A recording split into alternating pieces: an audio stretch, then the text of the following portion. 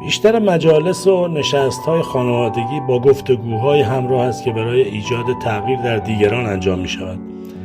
همه می‌خواهند دیگری تغییر کند. کسی به تغییر خود نمی‌اندیشد. شوهر برای تغییر فکر و عمل همسرش تلاش می‌کند و زن نیز برای متحول ساختن شوهر خود تلاش می‌کند و این دو برای تربیت و تزکیه فرزندان. اما بهترین راه تغییر دیگران ایجاد تغییر و تحول در افکار و رفتار خود میباشد. چه خوب وصیتی بوده این وصیت.